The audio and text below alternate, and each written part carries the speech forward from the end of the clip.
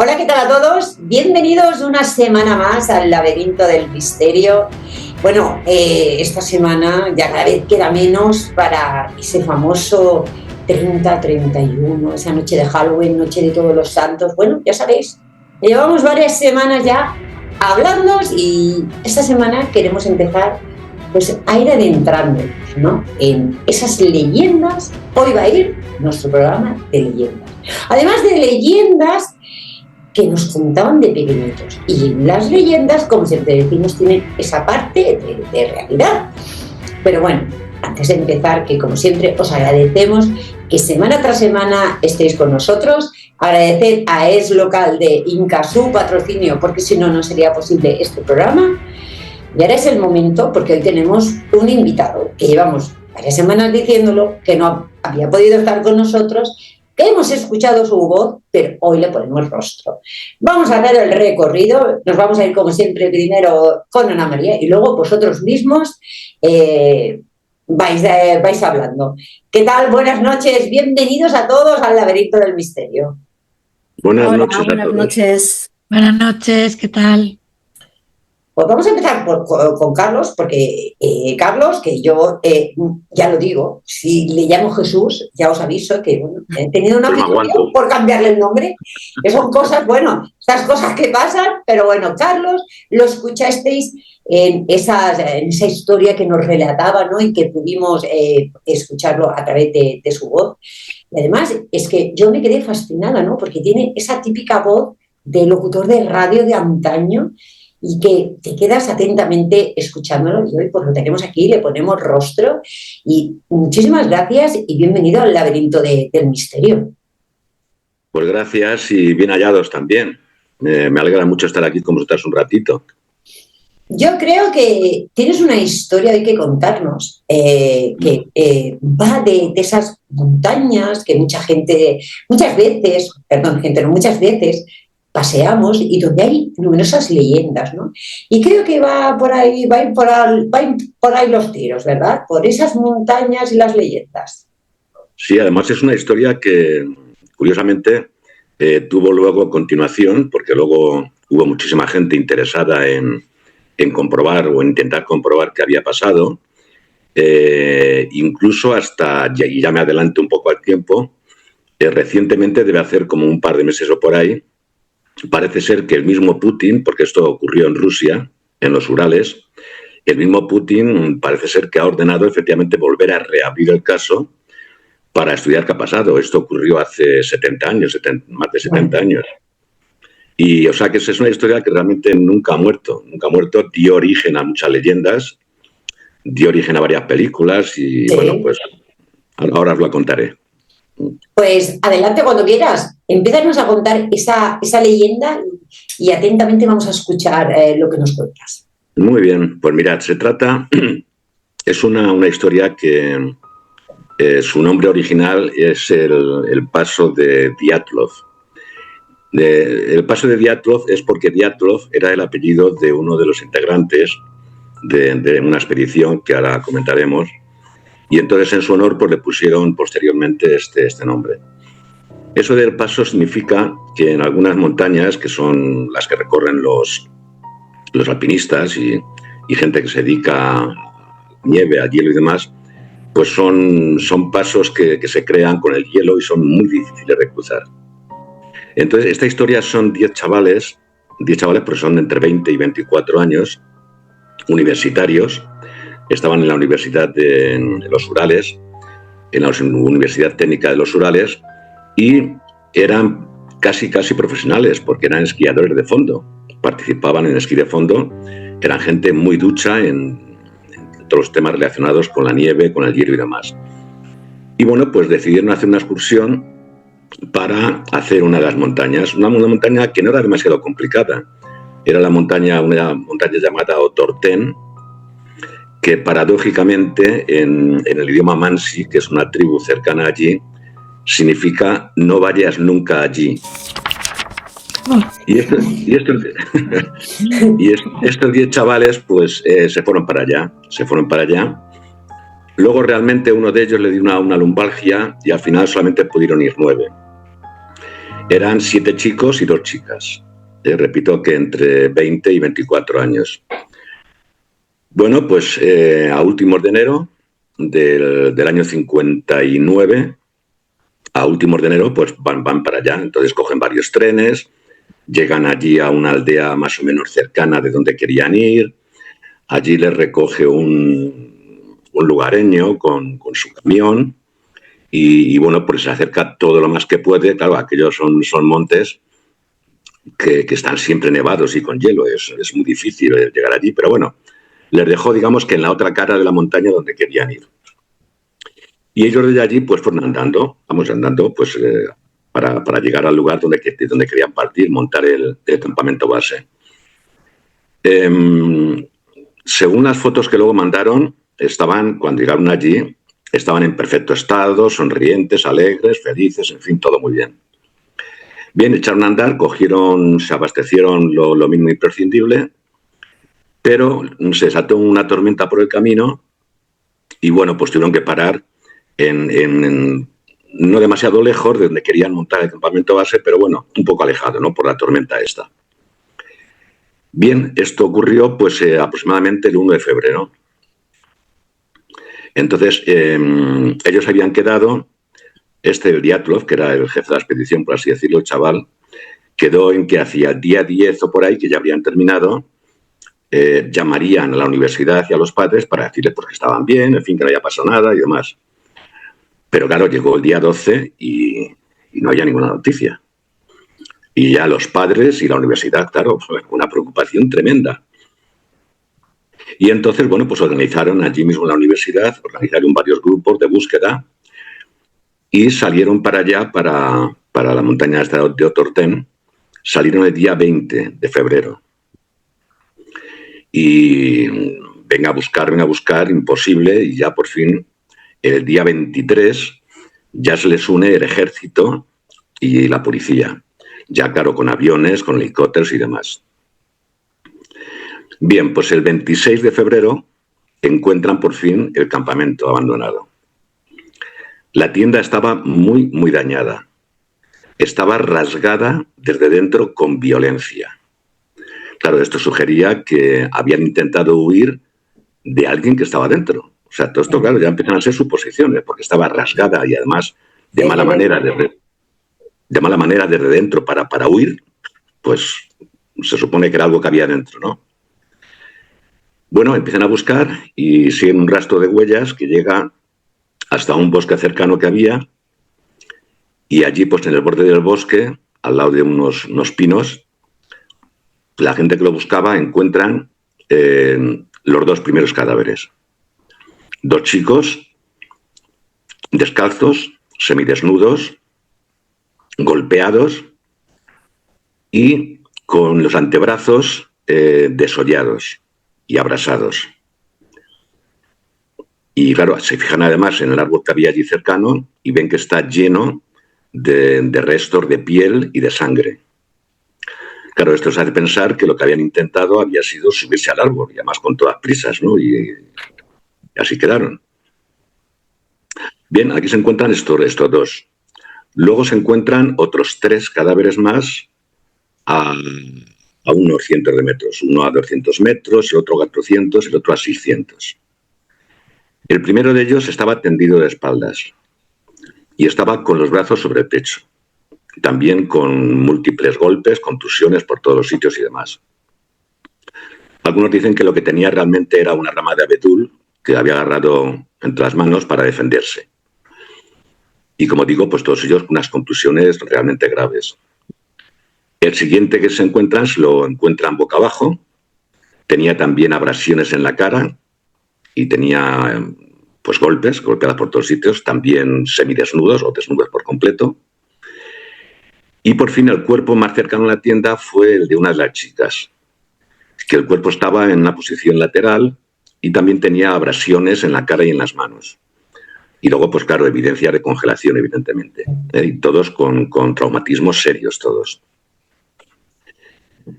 Según las posturas en las que se encontraron a los 3, parece que estaban intentando regresar al campamento, cuando la muerte, a saber por qué fue, pues les sorprendió. Estos últimos 3 que hemos dicho, aunque estaban un poco mejor vestidos, pero también estaban descalzos. Bueno, continuaron con la restante búsqueda porque iban 5 y faltaban 4. No los encontraron y al cabo ya de 2 meses de búsqueda, por fin encontraron el 4 de mayo, encontraron allí a los restantes, en un arroyo que había en un barranco. Y realmente este arroyo estaba a tan solo 75 metros del árbol donde fueron encontrados los primeros, o sea que tampoco estaba tan lejos. Bien, todos ellos tenían serias amputaciones. Una de las chiquitas fue localizada de rodillas, apoyado el pecho con una roca. El traumatismo que tenía en el pecho era, según la autopsia, tremendo. El agua le corría por la cara. Las cuencas de los ojos estaban vacías y no tenía lengua. Otro chico fue encontrado en el barranco también con las cuencas de los ojos vacías y otros 2 se encontraron juntos abrazando uno la espalda del otro. No se sabe bien qué. Las autopsias de los cuerpos, bueno, pues cambiaron drásticamente el desarrollo de la investigación. Todos tenían lesiones mortales, claro. Luego también se encontraron algunas trazas de radioactividad en algunas de las ropas de este grupo. No se sabe bien, pero os acordaréis o lo habréis oído que allá por los años 50 pues era cuando estaba la Guerra Fría y se hacían pruebas, tanto los rusos como los americanos hacían pruebas nucleares pues por todos los sitios. Entonces, bueno, pues cabría la posibilidad. Las conclusiones forenses, ¿cuáles fueron? Pues fue muerte por politraumatismo, claro, pero provocado por causas no determinadas, evidentemente, no tenían otra acción. Pero politraumatismo con las cuencas de los ojos vacíos. Eso iba a decir, y la cuenca de los ojos y los desmembramientos de... Efectivamente, e intentar subirse a los árboles, escapando ¿de qué? ¿De quién? ¿No? Es decir, todo quedó muy, muy oscuro. Las autoridades, en cambio, declararon que habían muerto de hipotermia. Pero claro, hipotermia, los 9 a la vez y en la misma noche. Y no olvidemos que eran excursionistas preparados. Avezados, efectivamente, así es el tema. Bueno, los familiares también incluso decían que tenían un extraño tono anaranjado en la piel. Bueno, pues estas son manifestaciones que se hacían, ¿no? Bien, el caso es que el tema se cerró oficialmente tras el entierro de los excursionistas. Y quedó cerrado el caso. El que se quedó, el chaval que se quedó por la lumbalgia que decía al principio, sí. El pobrecillo dice, las manifestaciones que hacía a los periodistas, pues dice, si yo tuviera la oportunidad de hacerle a Dios una sola pregunta, sería ¿qué pasó realmente con mis amigos esa noche? Bien, entonces, conclusión, es decir, por tenerlo, pues la fecha, ya sabéis, del 1 al 2 de febrero del 59, en los Montes Urales, el monte de Otorten, que como os he dicho, significaba también... No vayas allí. Los excursionistas pues eran 9 jóvenes, 7 chicos y 2 chicas, todos ellos bien preparados para que el grupo se vio obligado a huir en mitad de la noche, bueno, pues cortando la tienda desde dentro.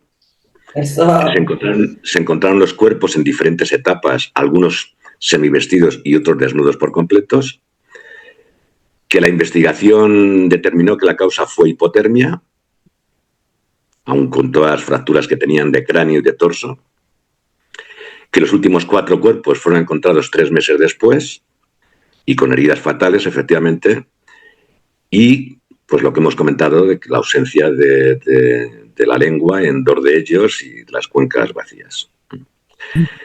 Entonces, se hicieron todo tipo de indagaciones posteriormente a esto, ya fuera de la historia. Incluso algunos decían, no, pero han podido ser seguramente a lo mejor los indios estos, los inuits de la tribu cercana y demás. Imposible, estuvieron con ellos, con los indios, incluso ayudaron en la búsqueda, eran gente de lo más...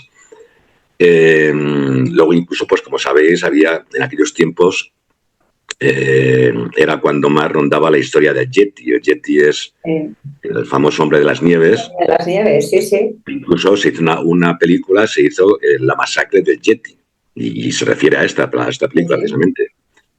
Luego también, a propósito de película, pues posteriormente a esto, unos años después, había 5 cineastas ingleses, chavales, que fueron a investigar y dijeron que estaba todo muy oscuro. Que no es cierto que hubieran 9 chicos, que eran 11.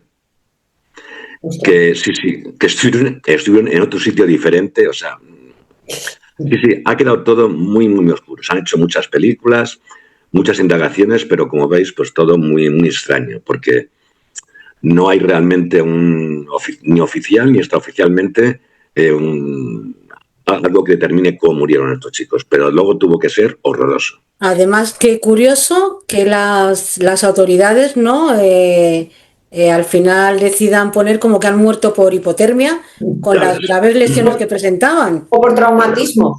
Claro. Pues esta es la historia de estos chicos, sí. Tremenda. Historia. Además de tremenda, es que conforme vas relatando, yo me voy acordando de películas que hablan de esto, ¿no? De ese bosque, no recuerdo el título, pero varias pelis que he visto con ese argumento de que varios jóvenes entran en un bosque, como muy reflejado en la historia que estaba contando Carlos.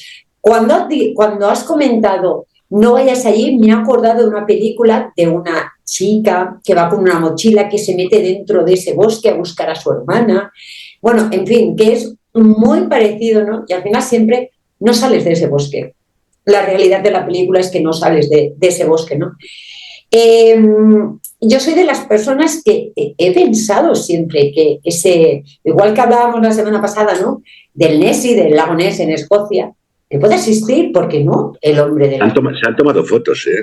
Lo que pasa es que son fotos bastante malas, pero hay fotos de él, del Yeti. Vamos, del Yeti o de lo que sea, ¿no? Bueno, nosotros lo conocemos como Yeti, ¿no? Claro, es que hay que pensar que son bosques inmensos, que aquí bosque llamamos a cualquier cosa, pero hay que pensar que Rusia es el país más grande del mundo, con mucha diferencia, muchísima. Bueno, es la 9ª parte de toda la tierra que existe en el mundo. Y claro, los bosques aquellos y los montes urales es algo enorme. O sea, Además que tampoco no era una montaña de excesiva altitud como puede ser el Everest, que allí sí que se muere de hipotermia. Cuando caes en esa montaña es terrible si no vas bien preparado, pero es que no tiene nada que ver.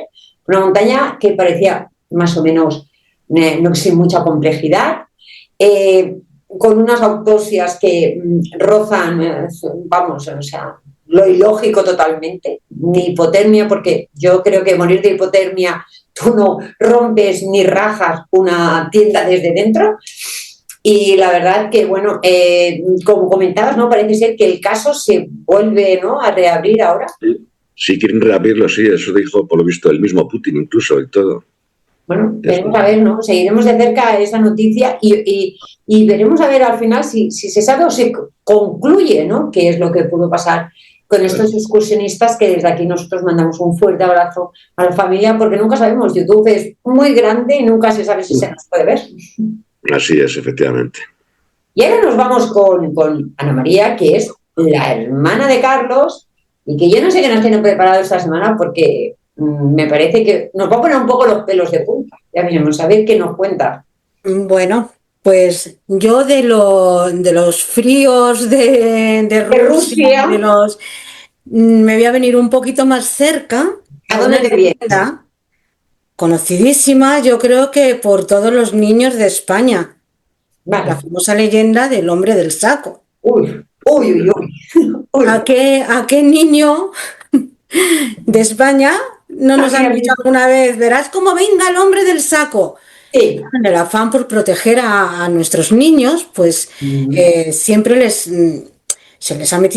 hemos metido un poquito de miedo para que no se alejasen mucho de casa, para que no fuesen por sitios que no deberían ir, para que no se fuesen con personas, sobre todo que fuesen extraños, que no conociesen. Y bueno, pues así surgió esa leyenda del hombre del saco, en la boca de todas las mamás de España y abuelas, y abuelas y yayos y yayas y sí. Pero aunque hay una leyenda folclórica anterior, El mito moderno aquí en España estaría sustentado por el llamado crimen de Gádor. El crimen de Gádor sucedió en el siglo pasado, a mediados de junio de 1910, a Francisco Ortega Rodríguez, el moruno. Era un agricultor que era de Gádor, de Almería, y le diagnosticaron tuberculosis. Se obsesionó por su salud. A los 55 años estaba sentenciado y él no quería morir. Era tal su preocupación que su mujer, Antonia López Delgado, le dijo que fuera a visitar a la curandera del Cortijo San Patricio, Agustina Rodríguez González. Esta tenía fama de curar con plantas, sustancias de animales y todo tipo de ungüentos. Después de visitarlo, le recetó una pócima. El resultado no fue el que deseaba. Cierto día, al levantarse de la cama, estando su mujer en la cocina, empezó a toser. Se acababa de levantar de la cama y ya llevaba un cigarro encendido en la boca. El 28 de junio de 1910, el curandero Francisco Leona Romero, acompañado de Julio Hernández Rodríguez, fueron a un cañal cercano al río Andarax. Era un lugar solitario. Fueron para conseguir medios, que ahora contaremos, para una medicina que le daría a Francisco Ortega Rodríguez del Cortijo del Carmen. El remedio no era nada más ni nada menos que beber sangre caliente de un niño y ponerse sobre el pecho mantecas, las mantecas que son las grasas del cuerpo, para así curarse la tuberculosis que padecían. Por Dios. Se escondieron debajo de una higuera. Al cabo de un rato vieron a 3 pobres niños de corta edad que se dirigían hacia allí. Para que no los vieran, se escondieron detrás de 2 matas. Cuando uno de ellos estaba cerca de estas, Francisco Leona cogió de la mano a uno. Se llamaba Bernardo González, de 7 años. Por medio de engaños, le dijo que lo llevaría a comer brevas. Lo internó en el canal y una vez ahí le pidió a Julio Hernández que abriera un saco y metiera al niño dentro. Una vez tenía al niño dentro, se marcharon hacia el Cortijo. No fueron por la carretera, sino por lugares poco transitados. El niño, lógicamente, no paraba de chillar y de llorar, la criatura. Y Julio Hernández estuvo a punto de dejarle marchar, pero Francisco Leona lo amenazó. Tras un largo trayecto llegaron al Cortijo San Patricio. Ahí vivían la madre de Julio, Agustina Rodríguez González, el hermano, José Hernández Rodríguez, y la mujer de este, Elena Amate Medina. En el Cortijo, Julio situó el saco en un rincón debajo del porche. Acto seguido, es muy duro, esto. Sí, porque esto es real, ¿no? Ana María, esto es real. Sí, es real. Esto es real. El crimen de Gádor es, por desgracia, es real. Bueno, pues acto seguido se fue al Cortijo del Moruno, que estaba a media hora, y una vez ahí le dijo que todo estaba preparado. Ambos marcharon al Cortijo San Patricio. Al llegar, Francisco Leona lo preparó todo para administrarle la medicina. Absténganse personas sensibles, por favor. Estiraron al niño, colocándose Julio Hernández a su lado, cogiéndolo por la cintura. Agustina, eran todos cómplices aquí. Agustina en el lado izquierdo, sujetándole el brazo derecho. Después de levantarle la camisa y con la otra mano el brazo izquierdo para que no manoteara la criatura. José Hernández se sentó de frente a la cara del niño, iluminados por un candil, pues había oscurecido. Leona se puso al lado derecho del niño. Después de pedir a todos que lo tuvieran bien cogido, sacó una navaja de hoja y filo finísimos. Acto seguido, le infirió una ancha herida en el costado, cortando las arterias que afluyen al corazón. El moruno sostenía una olla debajo de la herida. Cuando ésta estaba a punto de llenarse, se bebía la sangre de un solo sorbo. Terminado el primer ritual, el de la sangre empezó por el segundo.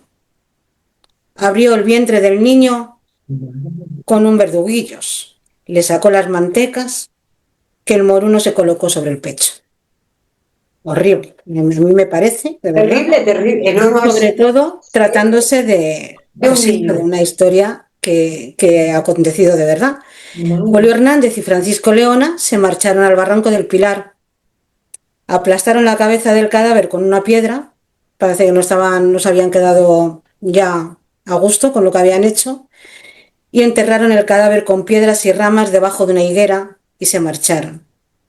Así pues, en la leyenda del hombre del saco se mezcla incultura, superstición, curanderos y miedo. Yo diría terror. Miedo. Sí. La gente temía que les robaran a sus hijos, lógicamente. Siempre temes que los roben, pero cuando piensas que puede haber personas así, mayormente. Sobre todo incultura. Sobre todo incultura, efectivamente. Porque ¿cómo van a pensar que así se va a curar a alguien con eso? Es que vamos. Y hasta aquí pues la historia de hoy, de verdad, que a mí me Madre parece mía, ha sido horrible. Horrible, ¿no? Pensar que ese crimen ha podido acontecer a ese hombre del saco, al que tanto hemos temido todos y todas las noches, o cuando no hacemos los deberes, o cada 2 por 3, el hombre del saco. Madre mía, si hubiésemos sabido lo que realmente era. Porque la verdad... De ahí el sacamantecas. El sacamantecas, sí. Que también se usaba mucho, que va a venir el sacamantecas. Mi pregunta es, ¿y este hombre, al final, con toda esta barbaridad que hicieron, murió o siguió viviendo? Hombre, pues evidentemente murió porque ¿cómo se va a curar con eso? Madre mía, increíble de verdad, ¿no? Y te da tristeza no saber que detrás de ese hombre del saco, al que hemos tenido miedo y que posteriormente también se han hecho películas de terror, ¿no? Hay una muy reciente, no sé si es de Guillermo del Toro, perdón, no sé si la hace, que mezcla mucho esa fantasía y esas animaciones, ¿no? Y ahí también da pánico. Luego, más conocido, luego ya por Estados Unidos, es Slenderman, este hombre alto que sale en los bosques, ¿no? También. Y esta figura que también hace lo mismo, ¿no? Que se lleva a esos niños. Pues bien, yo no sé, nos hemos pasado del frío a una leyenda, ¿no? A un crimen terrible que originó al hombre del saco. Y yo no sé qué nos tiene preparado Pilar. Esperemos que bajemos un poco el ritmo porque... Bueno, ya me está haciendo miedo me da. Pocas cosas superan esa barbaridad. Pues adelante, Pilar, ¿qué nos vas a contar hoy? ¿Qué nos traes preparado? Bueno, pues también es lo que nos decían de pequeños, sobre todo aquí en Mallorca. Sí. Es una leyenda de María Engancha. María Engancha. María Engancha, no María Engancha. La María Engancha. Sí. La María atrapa, ¿no? Diríamos que atrapa, sí. Atrapa. Sí. Vale. Bueno, algunos dicen que era una bruja, otros dicen que era un hada. Pero lo que se sabe de María Engancha es que, según cuentan los abuelos, era una mujer mala, que hacía pues maldades, como agriar la leche, estropear las cosechas, y también se decía que robaba niños para hacer brujería. Bueno, en aquella época era de la Inquisición, entonces mandaban quemar y torturar a todas aquellas personas acusadas de brujería. Sí. Así que cuenta la leyenda que una de estas personas era María Engancha. La cogieron presa, pero al segundo día se escapó y no saben cómo. Entonces salieron todos a mitad del campo a buscarla, con antorchas, palos, una horca ya, todo preparado en lo que hacían antes. Sí.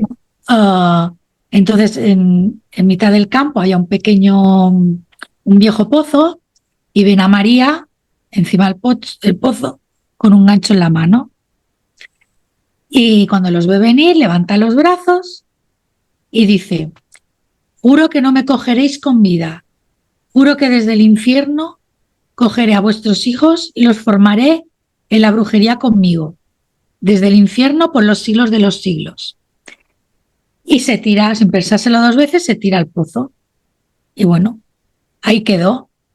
El pueblo se lo toma a chuza y piensa pues que se ha muerto. Pero cuenta la leyenda que a medianoche, cuando algún niño Pasa cerca de un pozo, que oye una musiquita, y claro, la curiosidad de los niños que se asoman, y María los engancha, los atrapa y los tira para adentro. De ahí lo de María engancha. Claro. De María engancha. Entonces a los niños siempre les decían que no se asomaran a los pozos porque vendrían a María engancha. Ostras, estas leyendas, ¿no? Aquí también yo me recuerdo de una que viene el coco, también, ¿no? El coco. Y luego ya en otras culturas, una que daba mucho miedo, era la Llorona, ¿no? Esa mujer que parece ser, ¿no? Que pierde a su bebé y que anda, ¿no? Buscando las almas, ¿no? O cogiendo otros bebés. Sobre todo cuando son estas leyendas así, nos dan mucho miedo porque nos tocan a nuestros pequeños, ¿no? Mexicana.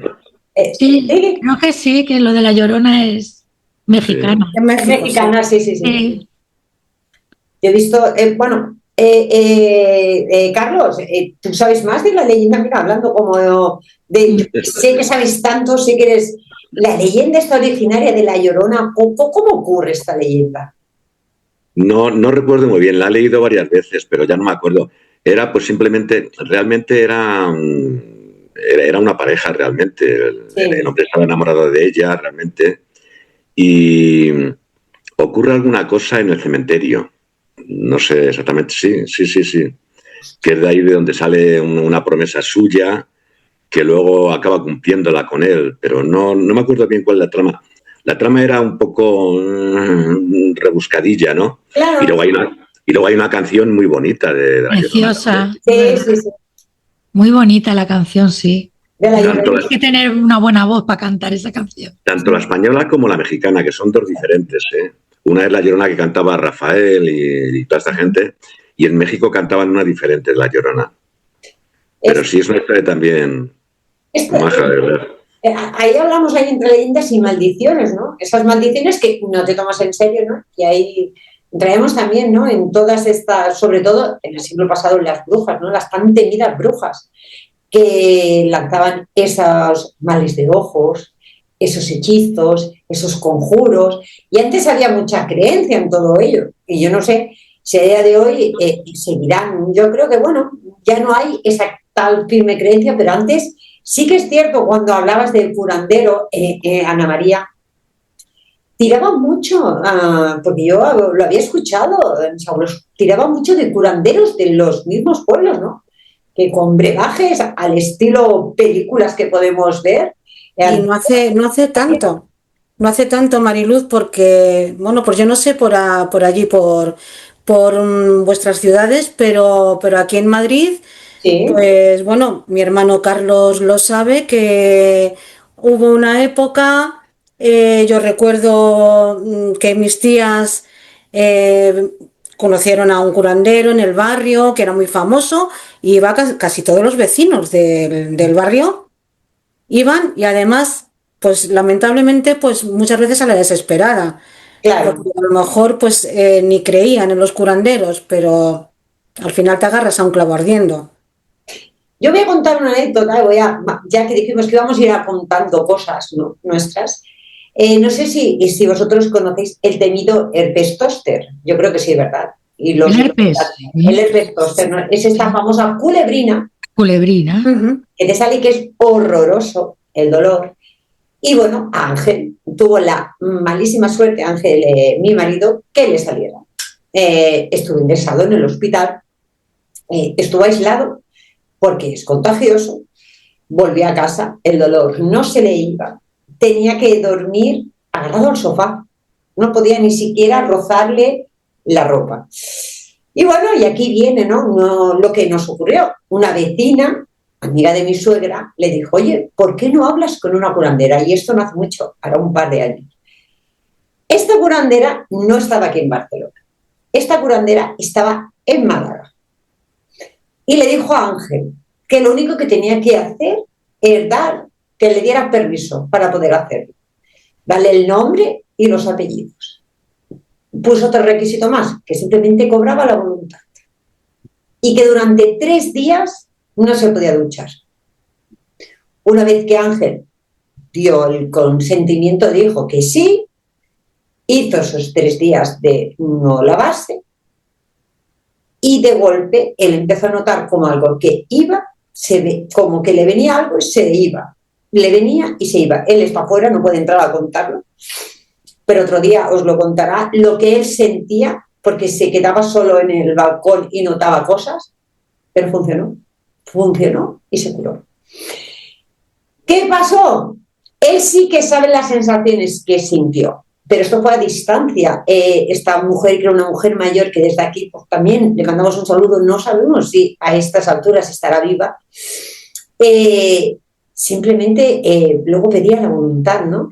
Y al final te agarras ese clavo ardiendo, sí que es cierto, y cuando ves que hay personas que realmente tienen ese don de poder hacer estas cosas, ostras, ves el cielo, ¿no? Porque se le acabó el sufrimiento a Ángel y al final cuando uno deja de sufrir y se cura, creo que es lo mejor que hay. Yo no sé si habéis tenido alguna experiencia parecida, pero esta es real y constatada y era una mujer que se llamaba María y vivía en Málaga.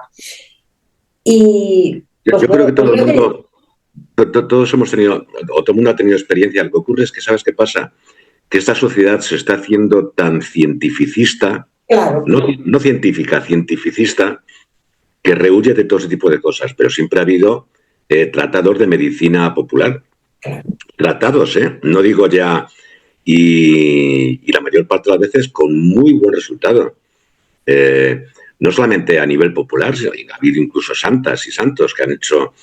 Había una tal Santa María de Hildegard, os la habréis oído, que llegó a hacer unos tratados increíbles que hoy en día manejan los médicos con hierbas y con remedios populares.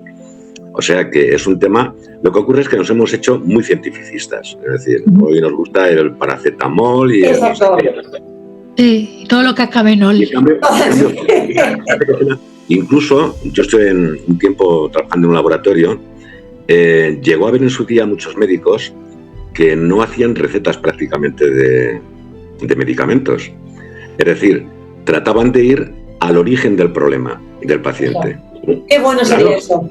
Es que eso es lo que había siempre antes. Qué bueno que sería. Y es lo que ahora está cambiando, efectivamente. Y esa es la auténtica pena. Que hoy en día, como decía uno de los médicos no curan hoy en día. Lo que hacen es cronificar. Es decir, te hacen crónica la enfermedad. Pues sí, mire, pues una pastilla por la mañana y otra por la noche. Sí, claro. Te tapan los síntomas, pero no te curan. Efectivamente. Entonces, hay que ir al principio del porqué. Oiga, es que no duermo por las noches. Pues oiga, habrá un porqué. No me mande usted pastillas. Habrá un porqué. Claro. Pues esa es la pena que eso se ha olvidado. Es exactamente. Eso es, al final, cuando uno acude, ¿no? Como estamos hablando, ¿no? A un médico, qué pena, ¿no? Igual que hablamos, ¿no? Que esto es tabú, el tema de curanderos, como todo el tema, ¿no? Que nosotros tratamos del misterio, ¿no? Que nos da tanto miedo cuando nos pasa algo, contarlo en sociedad, porque nos tilden de locos y te dan, a lo mejor has tenido una vivencia muy cercana y tienes miedo a contarla, ¿no? E intentas tú mismo buscar explicación, ¿no? Y al final tenemos que entender que igual que tenemos lo real, lo que notamos, que también es real, que no tengamos miedo a contar nuestras experiencias, ¿no? Y sobre todo aquí, en este espacio, en el laberinto del misterio, lo podéis hacer, porque todos quien no hemos tenido, yo recuerdo, hablando ya de sueños y para cerrar el capítulo y esos miedos, esos terrores nocturnos que nos ha pasado, yo creo que tanto a Carlos como a Pilar como a Ana María, yo creo que os habrá pasado en algún momento de vuestra vida el estar durmiendo y quedarte en ese momento entre el sueño y la vigilia y no poderte mover. No sé si habéis notado alguna vez esa sensación, porque a mí me ha pasado. No me he podido despertar, oía todo lo que estaba pasando a mi alrededor y qué mal que se pasa. La parálisis del sueño. Exacto. A mí no me ha pasado, ¿eh? No te ha pasado. No me ha pasado nunca, pero a Ángel, a mi marido y a mi hija Sara, sí les ha pasado. Sí, es muy común, como también soñar que te persigue alguien y no puedes correr, no puedes moverte. ¡Ostras! Entraríamos, haremos un programa de estos de los sueños, porque los sueños son... Sí. Yo no sé, Pilar, ¿tú has tenido esa parálisis del sueño? No, tampoco. No, bueno, se pasa mal, ¿eh? Es una cosa que quieres despertar y no puedes. sois muy jovencitas, tenéis tiempo, no os preocupéis, ya llegará. Sí. No, déjalo. Sueños, y hablaremos de sueños, porque es verdad, hay a veces esos sueños que te despiertas con esas pesadillas y hasta que no pasan horas y horas estamos ahí pensando y dándole vueltas. Yo no sé, yo creo que, no sé si nos queda algo en el tintero, Pilar. Pilar, ¿qué es lo que nos tienes que decir ya para despedir el programa? Porque yo creo que tiene que haber esa vía de contacto para todo lo que hemos abordado hoy, que nos lo pueden hacer llegar. Sí, al correo electrónico misterioenlaberinto@gmail.com. Ya sabéis, misterioenlaberinto@gmail.com. Y la semana que viene lo mismo, tenemos una sorpresa que se va acercando, ese día en que dos de nosotros nos podemos juntar. No vamos a decir nada más. A ver si pronto estamos todos juntos en un mismo set, que tiene que ser la bomba. Y bueno, ¿qué os voy a decir? Que en lo que queda de semanita, que intentéis disfrutar al máximo, que si tenéis alguna cosa que contar, que contéis con nosotras y nos lo hagáis llegar. Y como no, dar las gracias a Es Local Spy de Inca por este patrocinio. Como siempre digo, sin ellos no sería posible este programa. Y sobre todo, en ese vaivén de carreteras y estos cortes y estas vagas que están habiendo por toda España, precaución al volante, porque la semana que viene os queremos aquí a todos de vuelta en el laberinto del misterio. Y ahora, como siempre, hacemos el recorrido de despedida de mis compañeras y esta nueva incorporación, porque vamos a contar muchas más veces con Carlos. Adelante cuando queráis. Bueno, pues buenas noches a todos, que espero que hayan podido disfrutar de estos relatos, de estas leyendas, y que queremos que contéis las experiencias, que mandéis los correos, que seguro que con estos temas tiene que haber montones. Muchas gracias y buenas noches. Pues yo quería dar las gracias a vosotras, las primeras, por darme esta oportunidad. No poder estar muchas veces, pero sí me gustará estar de vez en cuando y contar alguna cosilla. Y por supuesto, pues al resto de la gente que nos está viendo, pues lo mismo, que se animen a mandar cosas y que nos divirtamos todos un poco. Así que gracias y buenas noches. Pues muy bien, muy buenas noches a todos y nos vemos la semana que viene aquí en el Laberinto del Misterio.